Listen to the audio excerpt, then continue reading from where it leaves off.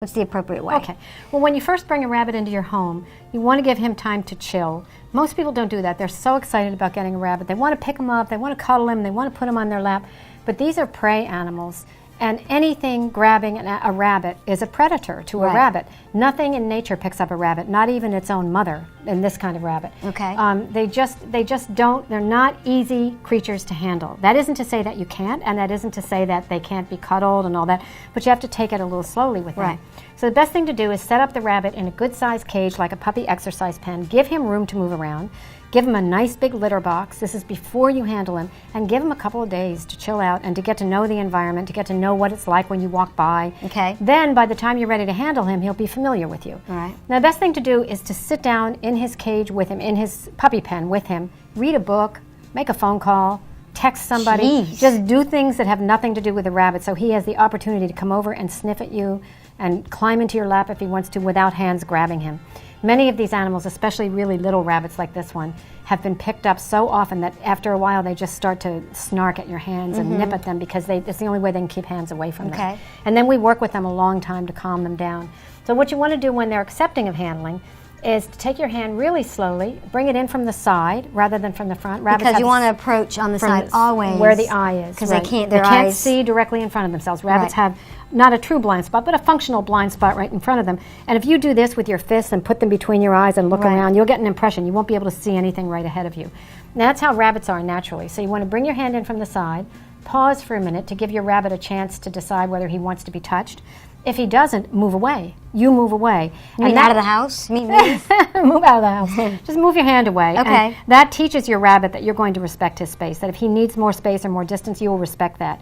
If you don't do that, the rabbit will develop a habit of moving away from you to get that distance. Okay. Once you persuade him that you will move away when you're respecting his signals, you remove his need to move away from you, which is really great because you want him ultimately to come to you. So when you go to pick him up, what do? I'm going to take him out of here. This is a small rabbit, and I have rather long fingers, so I'm going to pick him up just this way to get him this far and put him here. But when you're picking him up to carry him, the safest way to carry him is in what we call the football hold. You never pick up a rabbit by the ears. A lot of people years ago used to do that. Many people still grab them by the scruff and dangle them, but that skin wasn't designed to hold the weight of a rabbit. It just wasn't. And it's not comfortable for the rabbit. When you're picking up a rabbit comfortably, the rabbit stays still. They don't struggle. They don't, they don't move around. They don't look like they're trying to get out of your grip. So one way I encourage people to do it is with this football hold. And to do that, you're going to move him close to your body like this. And you're going to tuck his head under your dominant arm. I'm right-handed, and you pick him up like this. Oh, okay. And he stays very, very quiet and comfortable. He's fully supported. Doesn't move around. Okay. This hand is now free to push open doors and, do what I need to do. Then to put him back down, I just move over to the table and I put him where his feet can grip, and he's back on the table. It's really okay. simple. So what's the deal with its feet? So how do you hold his feet? Like, didn't you tell me once that a rabbit's feet need to be in your hand? They want to feel like they want to be on the ground. They like to be grounded. When they're being held above like that, I don't put my hands under their feet. You don't, so their feet are free. Their feet are free and relaxed. Usually you'll watch a rabbit's feet just drop down. There are times when you do want to put your hand under their feet. If they're feeling really, antsy and insecure, then you want to give them a sense of security. But the rabbit won't feel insecure like that. Try that yourself, and then I'm going to show you another way to pick them up. Come here. And you want to watch, this is a good example, you want to watch things like jewelry. If you have a bracelet, if you have long hair and you're leaning over and it's getting in the rabbit's eye. Like that. Is perfect, yeah. Perfect. Perfect. Okay. And then just lean over and put him back on the table. This is a tall table for you. Yeah, there's lots of different ways I pick up my rabbit. I don't know. And then there's another way to pick up that I like to do. If the rabbit is facing you, you put your elbow down near the rabbit's head and let your hand drop around his little butt, not underneath, just around on the top of his tail.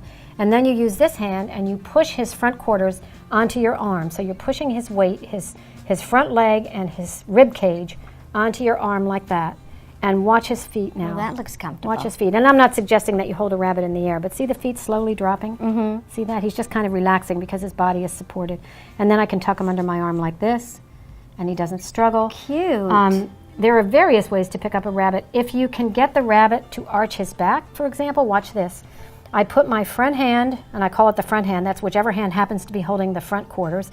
In this case, it'll be my left hand. So my front hand will support him under his chest and his front paws. And his front paws, let me turn this sideways so you can see a little better. His front paws are kind of resting in my hand. And then I use this hand, ask him to arch his back a little. See that little Well, arch? that's tricky because their spines are so sensitive. I Right, don't know. but that's a sign that he'll relax. Once he's doing that, he's not ready to bolt. If he won't do that, then I don't pick him up this way. So let's do it again, watch. I corner mine and grab it. Is that wrong? Okay. So I'm going to put my hand underneath the front quarters. I'm going to ask him to arch his back a little. If he agrees, then I'm going to pick up his hindquarters like And this. scoop him up. Okay. And he will stay like this. I mean, it's not a good idea to dangle them in air. I'm just showing you that a rabbit will stay still when he feels well supported.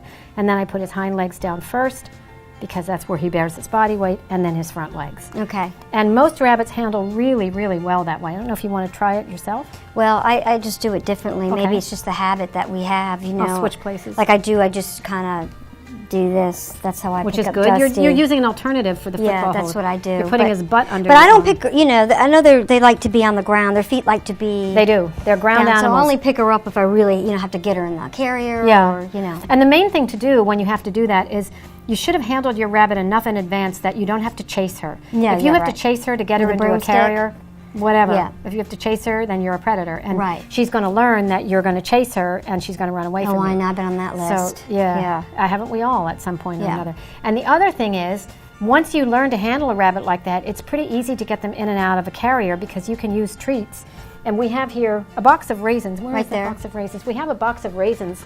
Once rabbits have tasted raisins, and I don't think this guy is a raisin man, I don't usually give him No. raisins, but once they've tasted raisins and they hear this box rattling like Oh, this, sure. most of them will come running. Yeah. And if you rattle that raisin box and give him one raisin every day, by the time you have to go to the vet, you rattle the raisin box and Yep. you put a raisin in his carrier, he'll go into the carrier all by himself. Right. Not a problem. Easy.